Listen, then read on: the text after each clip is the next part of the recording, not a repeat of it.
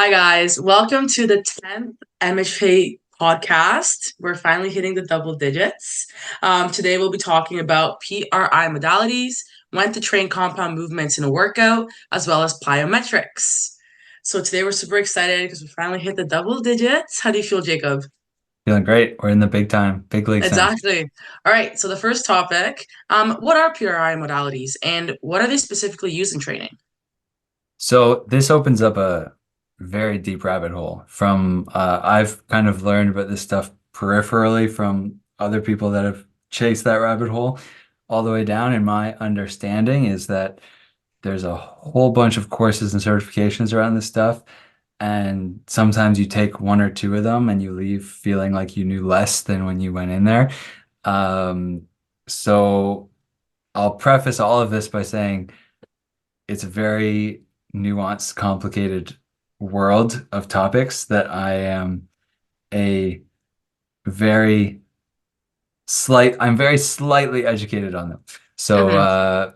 the PRI experts, if any happen to listen to this, will not be happy by anything I have to say, I'm sure. But we'll see what happens.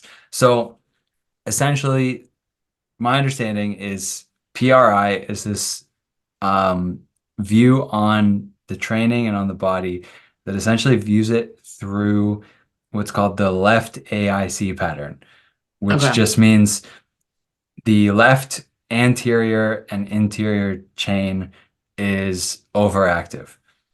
Um, that probably makes no sense at this point. So what that means or how it presents Mm-hmm. is because we are naturally asymmetrical in our Right. physiology. And I believe what they claim is that this all starts with our lungs Okay. because we have this pesky thing called our liver, which eats up where our lungs are maybe meant to be. So our Mm-hmm. lungs are actually out of balance. We have more lung on one side than the other. Okay. And if you can imagine how when our lungs expand and contract, that plays a really big role in our posture and our movement because whether our rib cage is expanded or compressed, like that changes how the shoulder is set up and how the hips are moved. Like the Right. breathing on its own can be a whole rabbit hole in how movement works alongside our breathing. Mm-hmm. So, because our lungs and our organs and therefore our breathing is asymmetrical, what you end up with is postures and movement patterns that are very asymmetrical. So they call it the left AIC pattern because that is what they say. And to be honest, I see it myself and I see it in a lot of other people. It Mm-hmm. does appear to be a very common occurrence. Is you get the orientation that you end up with is a pelvis that's slightly shifted to the left Right. because the left side hip flexor and adductor and quad are a little bit overactive. So Okay. your left hip is a little bit flexed and it tilts the pelvis slightly towards the right. Okay. When that happens, the upper body, the torso, slightly tilts to the left. To try and like compensate almost. It kind of to balance things out, yeah. Right. You get a left shoulder that's usually slightly higher, Mm-hmm. um, and then a neck that's slightly tilted towards that elevated shoulder, and then rotated slightly to the left. You have me Um, checking now in my video to see so which one is lower or higher. the we'll get a little later into the problems with some of this, but um, essentially, the whole idea of PRI is to try to bring us a little more into neutral, Right. to essentially fight against some of these asymmetries. Mm-hmm. And because of that, most of the exercises that they use and things like that, you only do on one side. Mm-hmm. Because if you're a little bit twisted this way, you don't need to do exercises that are going to further bring you that way. You're just looking to come to center. Right. So that is my very surface level PRI Mm-hmm. intro. Right. And so, considering all these aspects and especially wanting to train kind of the opposite side, when is it actually beneficial to use in training, and how can you actually use it? Yeah, so a lot of their exercises have to do with uh it's a little hard to imagine, but essentially trying to activate the right hip Hmm. and sort of like the left obliques. Like if you imagine they do a lot of kind of reaching exercises. So if you imagine like laying on your back and having your left arm up and you're just trying to almost flex your abs to rotate you um, a little bit in that opposite direction. Hmm. And the thing that I'm a little less educated on is how they incorporate the breathing into some of these things too. But sort of the joke that comes out around PRI is it's all Yeah. breathing into balloons. I guess they do a lot of uh, breathing stuff with basically like a Yeah. balloon in your mouth as a feedback mechanism. So Oh, wow. um, that's kind of the way that it's used. Hmm. My essentially the way that I view it is, and the reason it's a little bit controversial is there's people that have pursued this pathway to its furthest extent. Hmm. And from the outside looking in, it seems like what happens sometimes is everything becomes a corrective exercise. So you show up at the gym and you're doing an hour of trying to bring your body into center. And what you aren't doing a lot of is actually training. Now, I'm sure that would So, make, go so it's ahead. almost like you're just like correcting the asymmetries rather than actually training anything specifically. Yeah, like, if you came in and said, hey, I'm a basketball player that wants to jump higher and, you have all these athletic goals. Um, Not all, because I also know and follow some very good practitioners that implement this stuff Right. into a training program that Hmm. chases the goal and, makes it part of the process. But I'm sure there are also people out there where if you came saying, hey, I want to jump higher, you'd end up doing an hour of laying on your back, flexing your right adductor and breathing into a balloon. And that's where um, people kind of make fun of it and say, this is not the right way to go about things. Yeah. So as with everything, it kind of depends on how it gets implemented, how you're using it, and Hmm. the greater context of things.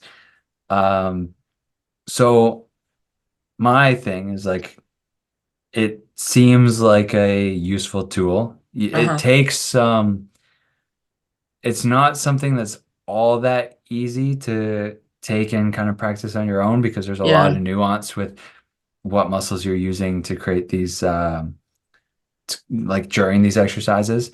Yeah. But It takes a lot of knowledge, definitely. yeah, it's a complicated thing. So Hmm. I mean, there's some I wouldn't have their like handles off the top of my head, but definitely there's some people I could share that I follow on Instagram that do a pretty good job of trying to explain it in a simple fashion. Yeah. And then how it relates to, taking this into performance and not just spending an hour laying on your back. Yeah, exactly. And kind of relating this also to other training methods, like for example, training compound movements and single muscle involved movements. I know that's also very specific to how you divide it up. So why is it important to actually train compound movements before accessory or single muscle involved movements instead of the other way around? Yeah, so basically, the more muscles that are involved, or the more joints, you could view it that way. Like if it's, your hip, knee, and ankle. Hmm. Uh, for a squat, for example, it's like your ankle, your knee, your hip, and the entirety of your spine is all sort of active and involved. Right. Um, so there's a very large energy demand because a lot of muscles are working. There's a lot of coordination involved. And these are things that fatigue is going to make it a lot more challenging. Right. Um, if you go and do an isolated quad exercise and then try to squat, you now have essentially a weak fatigued link in the chain, as well as just having some general kind of neurological or energetic fatigue that then takes away from an exercise that essentially demands all of your resources if done Yep. at a high intensity. So, um, you definitely want to rank things from most complex, most joints involved, Hmm. most intensity kind of given to as the front side of your workout or your training Right. program. For the first things you do. Yeah, and it's on the flip side, it's easy to go from doing a heavy squat to getting into a leg extension machine and training the quads because there's almost no coordination involved, no balance, Yep. no stability, no skill. It's just an isolated position for your muscles to just do work. Right. And so, for example, if you had like a split squat, a leg extension, a hamstring curl, and let's even throw in there an RDL, how would you actually organize that into the program? Because they kind of all use different muscles, different amount of muscles too. So I'm going to give you two answers Hmm. depending on the goal of the session. Right. So if I had these four exercises lined up and I was really wanting to get a strong stimulus from my split squat, I would do my split squat first. Uh-huh. Um, and let's say for the sake of this, I'm gonna do a really heavy round of 4 reps on my split squat. So I'm really pushing the weight and the intensity there. Hmm. Uh, I then move into the RDL because I would put the split squat and the RDL as the top for most complex and top of the line for where you'd want to start. Right. And then this is where maybe some people aren't thinking about this as an aspect of their program, but because I'm going split squat, which is very quad dominant, and then Hmm. RDL, which is posterior chain glute and hamstring dominant, I then follow that with leg extension and then hamstring curl. So you're alternating between kind of like a quad hamstring, quad hamstring. Right. It's going to give you more rest for the muscle group in between, Hmm. which means you're going to be able to put more into those accessory exercises at the end. Hmm. Um, Smart. so that would be scenario number one. Okay. Scenario number two, if my main focus for the day was the RDL and I wanted to Hmm. be able to put more into that, I would just put that first. Okay. Um, then you're not getting any limitations from any carryover fatigue from the split squat. And now Exactly. those two exercises don't share a lot of muscle groups that are being worked. So when I Yeah, they're kind of say different. yeah, so when I say the fatigue that carries over, that's more so um, just general how much energy you got left in the tank, neurological fatigue, which absolutely plays a role when you've got a Yeah. really intense exercise in your program. Hmm. So that's where the priorities kind of shift. So if the RDL was the number one thing I was chasing, I'd put that first, followed by the split squat, and then I'd flip the accessories and I'd go hamstring curl and then leg extension. So you're still getting that hamstring quad alternating back and forth. Yeah, and like enough And rest between them. exactly. So that's how you would get the most out of those four exercises. Awesome. And the last method that we'll be talking about today is actually plyometrics. It's very commonly used, but just for the people who don't really know, what is, and sorry, I mean, what are plyometrics and how are they actually implemented into a training routine for an athlete? Mhm. Plyometrics are basically anything that's done with kind of like a repetitive, fast elastic component. Hmm. The most common example is jumps, but I put sprinting and speed work in the plyometric bucket. Hmm. And then medicine ball exercises can also slide in there because people forget that your upper body can be fast, explosive, and athletic as well. Hmm. So anything that falls into those buckets is your plyometrics. And for athletes, that's going to be a very, if not the most important part of your program, depending Right. on kind of training age and time of the year, things like that. In season, you want to be careful about overloading certain things. So, for example, in basketball, you're getting a lot of little jumps and cuts and things like that. So doing some sort of cutting side to side drill Hmm. is essentially doubling up on things you're going to get from practice and games anyways, but you don't often get a true low fatigue max effort jump or sprint as an example, because in a practice or game setting, you're dealing with fatigue, you're dealing with chaotic situations. You don't get the space to really go give a maximal output into a jump or a Hmm. sprint. Plus, a basketball court is compared to things like soccer and field sports, it's a small space. Usually, you're Right. not able to get to top speed. Yeah, it's more So, controlled. yeah, so training, giving yourself the context to train a max effort jump, a max effort sprint, get to top speeds. That's where you're going to get the most out of in-season Hmm.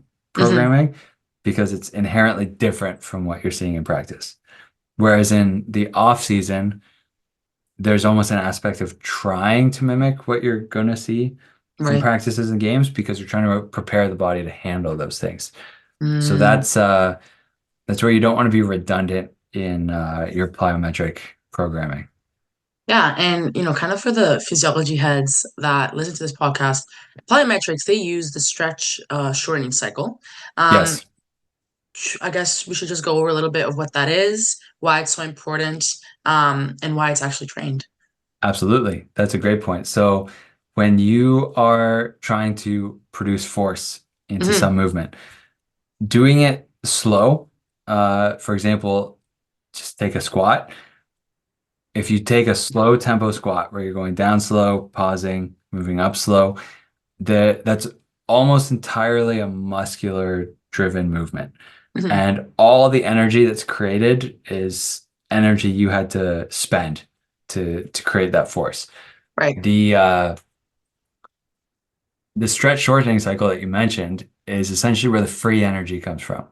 So if The you hack. go, yes, so if you do a jump, what's happening is the muscles, same muscles involved in the squat are still working to produce force, but you also have the tendons and the fascia and all the elastic fibers throughout your Hmm. legs that are taking the energy from your descent, the free energy that comes from gravity, and then like a rubber band springing you back the other way. So there's all this free energy to be had Hmm. from your tendons and fascia and all these other things.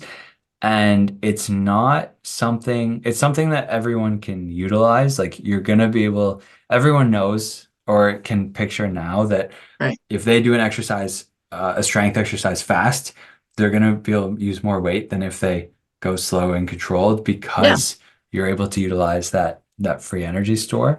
Hmm. But most people, unless it's been trained, their tendons and all these elastic tissues don't have a really high stress tolerance. So you're not able to get as much of that free energy as you Hmm. potentially could. So Hmm. that's where that's why these plyometrics, like I said, are going to be top of the food chain for importance in your program. Hmm. It's because training these fast elastic movements is going to build up the tendons and the fascia and all these elastic tissues Hmm. to handle more force, give you back more free energy. And essentially, just what the result is just a general feeling of feeling more springy. Right. Like you can hit the ground and spring back off of it a lot easier than you could before. Hmm. And outside of just kind of the springiness, what are the other noticeable impacts of training plyos from a performance standpoint?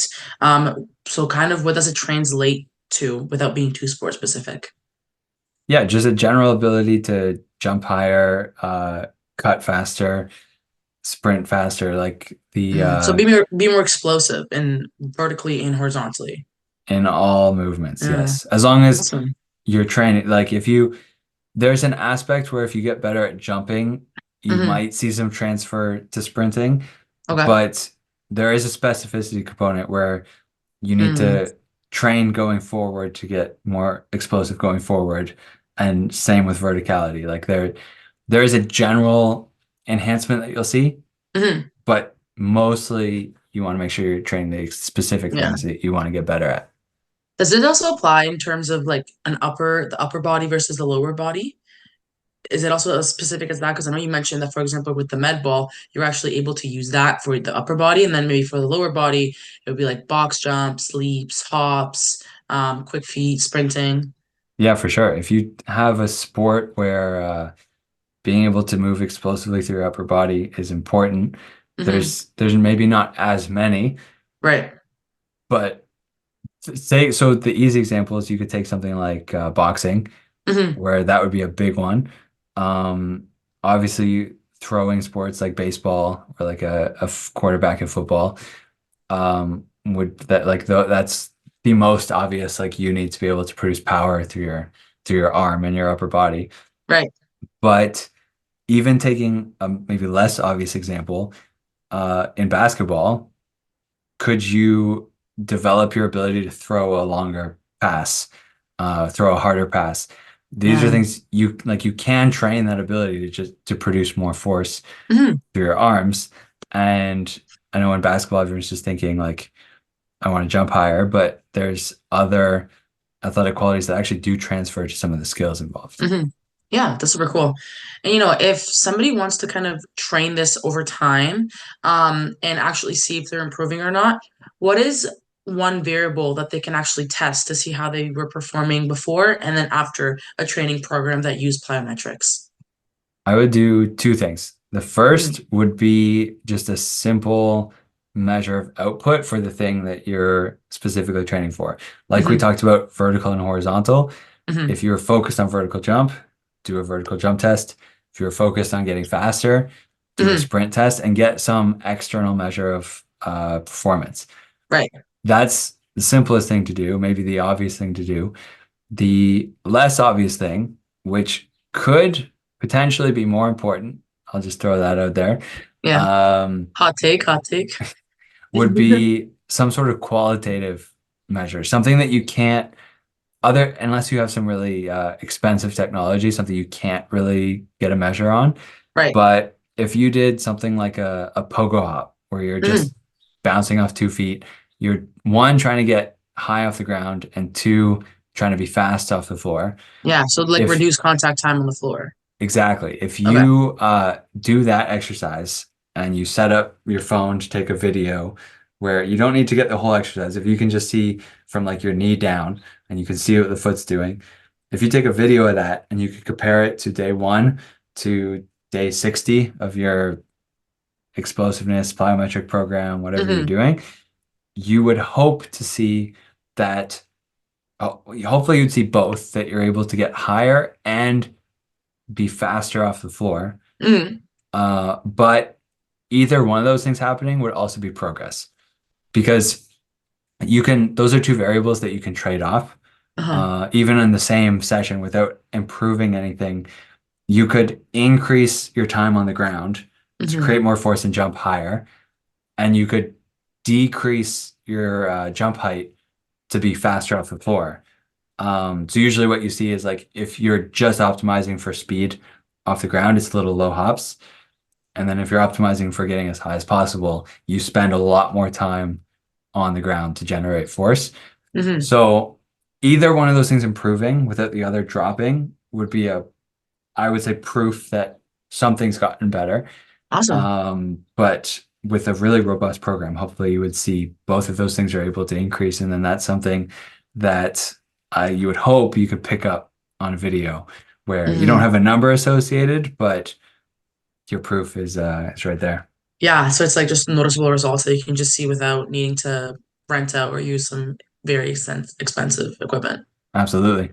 Awesome. All right, so that brings us to the end of our 10th episode. Thank you so much, Jacob, as always, and make sure to tune in next week, guys, for the next episode. Thank you so much.